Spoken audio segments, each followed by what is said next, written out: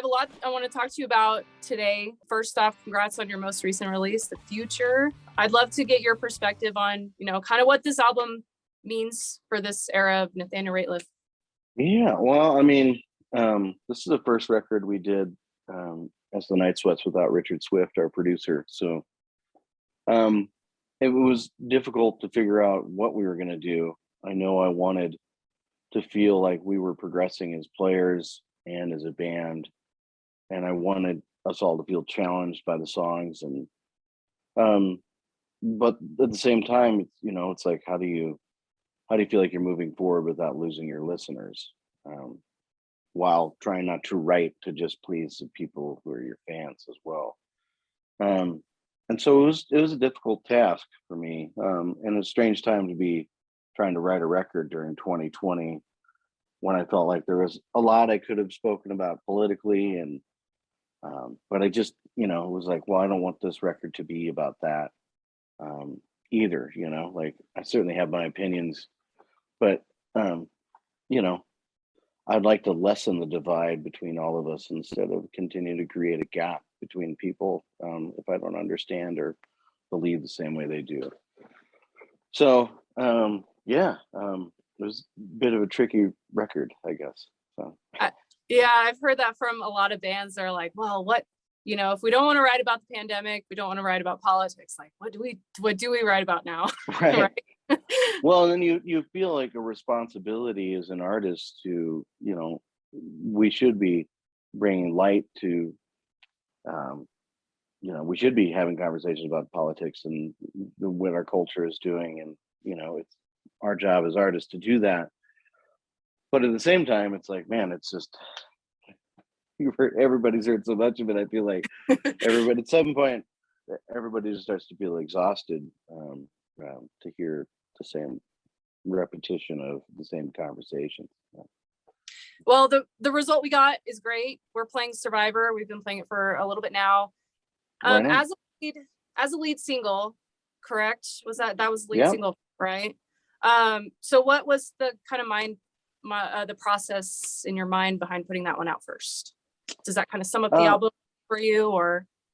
I don't know if it sums up the album, but I felt like it was, to lead with that song.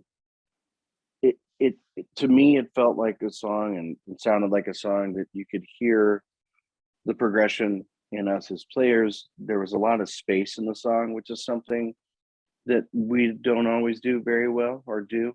And I thought that was important, and it was it showed a bit of growth in us. But then also, it wasn't too far removed from what we previously had done, for the listeners to be like, well, what in the hell are these guys doing now? It still felt and sounded like us. And whereas some of the songs on the record that I really like Face Down in the Moment is a single that some folks are playing right now. And that's very different. And to lead with that would have felt strange to me.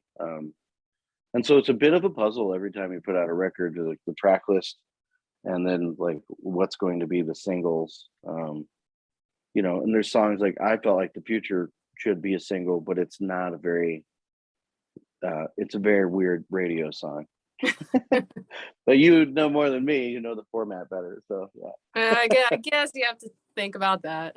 Yeah. But alternative is so, like, that's what we do. We play weird songs. So, well, congrats on the album.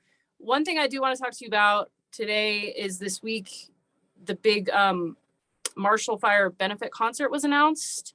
Yeah. And so, I knew we were doing this chat, and then that was announced. And so I was eager to talk to you about it.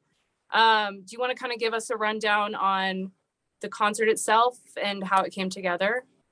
Yeah. Some of the promoters in Denver and also Governor Polis and a few other organizations have come together to try to raise money for the Marshall Fires. And then a bunch of different musicians are offering their time to come and, they're going to do video performances. But the idea is it's supposed to be a relatively cheap ticket with the option to add on to that.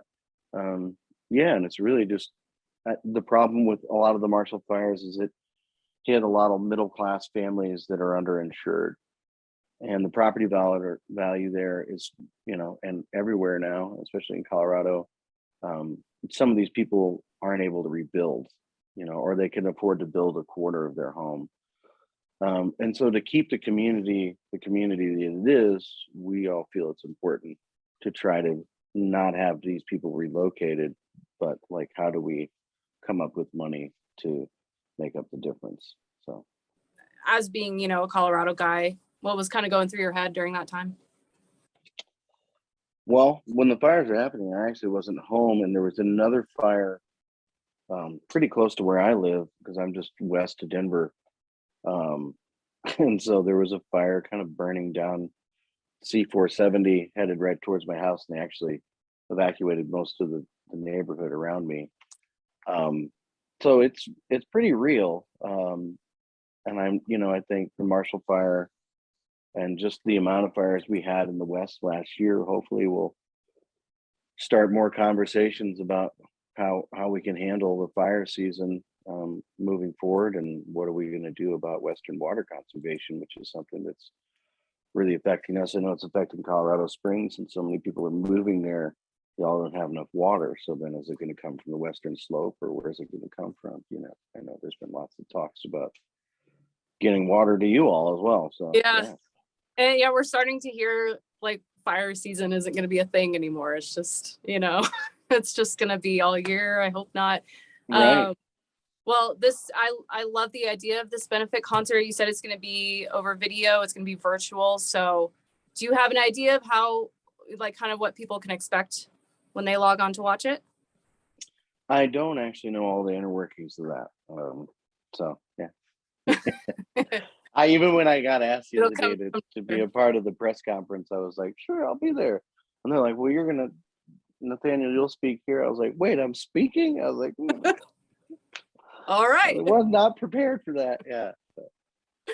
Well, it is February 28th. We have a link on our website where people can buy tickets. Like you said, it's donation as well. So I want to talk to you too about being a Colorado guy.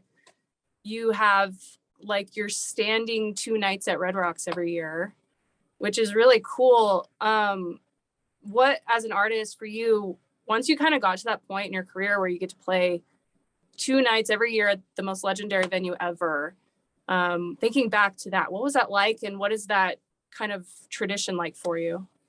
To us, it always feels like the biggest thing of the year. And then when you're done with the shows, because now we're adding a 3rd night on occasion. So when you're done with the shows, it feels like, level now.